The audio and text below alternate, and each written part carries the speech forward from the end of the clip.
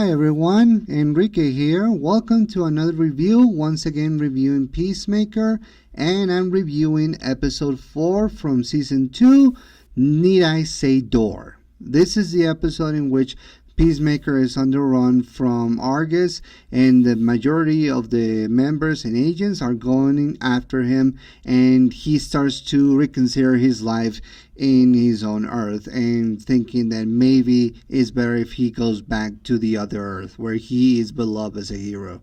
But yeah, all that and more, and I'm here to review what happens in this episode. So strap in as I explain the plot of this episode. Like I said before, this episode focuses on Chris taking consideration of staying in the other Earth, thinking that life is better there.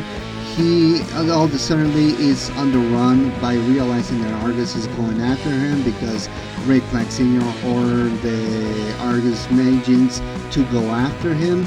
And among them there is Fleury, Judomaster, we see Sasha Bodox, and of course Great Sen Wild, who is played by Michael Rooker. He's the guy who is a hunter.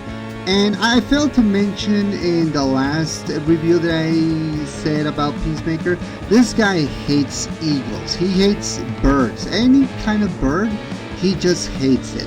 I mean, if Fleury is blind, is bird blind, this guy, it's a straight up bigot to all the birds. I don't know why he considers them like dangerous or something, but this guy has a tremendous hate to birds.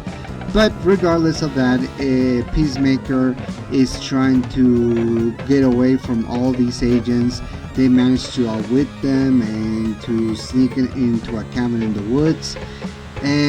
We see the origins of how the portal dimension was created by Peacemaker's father when he found it. Apparently some aliens left some equipment behind, and that's where Augie Smith, aka the White Dragon, decided to use it for his own means. So with that, and we see how Rick Flag Sr. is trying to put Emilia back on his side by tempting her to go back to Argus if they capture Peacemaker. So things are getting complicated, and it's only gonna get worse from here on in. So let's talk about the plot. It's again nothing special. I feel like we are missing more episodes with Chris in the Peacemaker suit. I mean, I all for character development, but I feel like we need more of Peacemaker doing some Peacemaker shit, you know? Like killing more people, more agents, maybe surviving, be an idiot, but outwitting them. I don't know. We're missing a little bit more. The plot is still interesting, but we don't see much other than some comedic banter as well as some dramatic moments for Chris, being with Adebayo talking about how he feels like this life is better for him, opening another portal for another in the cabin in the woods that he found. But yeah, it's pretty much just character development but not much action, which I feel like's the perfect metaphor for this season. But I'm gonna get to that once I wrap up all season 2. But let's talk about Chris's arc in this episode. We continue with his arc about reminiscing, or at the very least reconsidering his life that he has in Earth 1, going back to Earth 2, thinking that maybe that's his home, that maybe he should stay there, and Leota reminding him that your home is with the people you love. And Chris realizes, maybe it's true, but what about the people that see me in the other Earth? They see me as a good person and as a hero. And that's something that I really appreciate from John Cena's acting, that he is showing the tumultuous tension and the emotions, the balled up emotions that he has in order to figure out what's the better choice. Still struggling with the idea of being with Emilia. We don't know very much about what happened between them, but yeah, it's pretty much making Chris divided in two, or at the very least be torn into two choices. What's he going to choose? the Earth that he's living in and he has been living for the past few years, or living in the other Earth, which he believes that is going to be better for him. The choices is still on hold, but it's still interesting to see. What about the other 11 street kids? Well, as I said before, they are in their individual plots. Leota is still trying to be more friendly with Chris, trying to tell him, yeah, things are bad now, but the worst case scenario is to escape from another fantasy world thinking that it's going to be better, when in reality it's probably going to be worse. And that's something that Leota still struggles.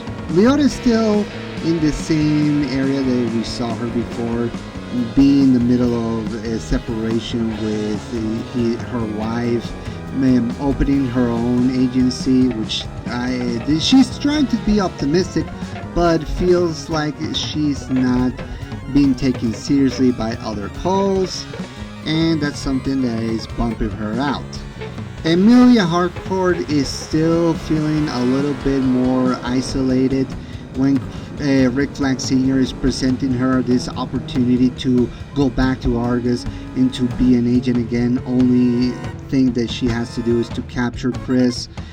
It's still struggling for her because despite her friendship or romance, whatever you want to call her relationship between her and Rick Flag Jr., it's still too much because at the very least she's starting to like Chris, and not just in a friendly way but in a romantic way. But it's still very hard for her because she doesn't know what's the right choice.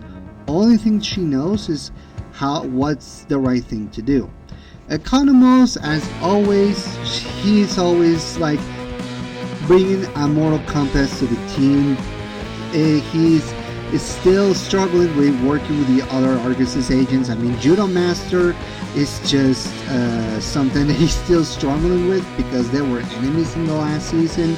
Not up on top of that, we see his relationship with Fleury is making him more annoyed because he hates the way Fleury talks, the way about sticking together or making comments about Sasha and trying to still making his condition of the burn blindness seriously. Like, he's getting annoyed by that. And Red Sun Wild, the guy who Economos is working with, he hates because he wants to kill Eagly. This guy, Red, is enemies with Eagly now, and because he considers that eagle his most important prey, he's trying his best to capture it, and that's something that Economos cannot allow.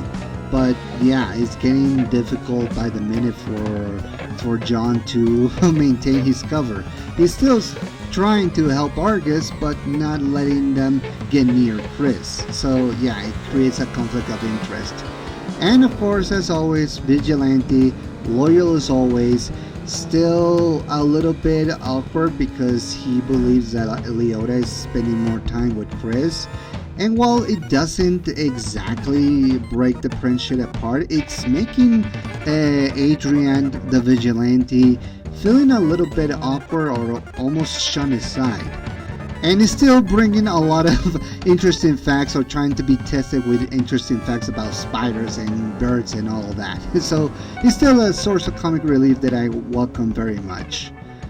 But now let's talk about Rick Flag Sr. and his entire motivations. So, as I said before, Rick Flag Sr. is hating on Chris because of what happened to his son. So after he found out and he's sending all of his team in order to capture him and get the equipment that he needs, that Chris has, is making him getting more desperate and looking for other ways to capture Chris. So this is where this is where the Emilia is coming to the picture. This is where they are starting to bring in some things that we never saw before. Rick considers Emilia like a daughter that he never had, and he wants her to be on his team so they could capture Chris. And it's bringing more and more tension to them, and we don't know what's gonna happen in the end. I know because I've seen all the episodes but it's still making you question his motivations, like how his wheels are moving around Rick's head. How is he moving? How is he thinking? It's getting ridiculous. But it's important to understand that this is the character arc that we have seen this guy going through these incarnations of the DCU. Recall, in the Creature Commandos, the motivations of trusting metahumans and basically starting to question their place on Earth is starting to begin in Creature Commandos. In Superman, it's almost like he's starting to see Lex Luthor's point, but he doesn't say it out loud. And now when we see Rick Flag in this series almost acting like the villain or the antagonist of Chris's life because he's going after him, is getting to a point of probably making him more villainous and more like Amanda Waller than ever before. We don't know his motivations or what's he planned to Chris in this episode, but we know that it's not gonna end well. So we have to stay tuned.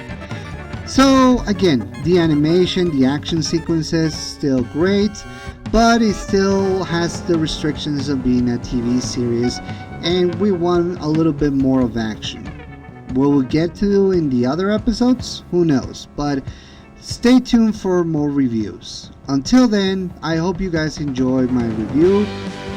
What can I think about this episode? I think it's okay at best, but it still needs more action. I like the character drama and motivations and developments, but I feel like it needs more action to further the story. So until then, we have to wait and see what happens in episode 5 of season 2. Until then, I'll see you guys later. I've been Enrique. Have a great day. Peace.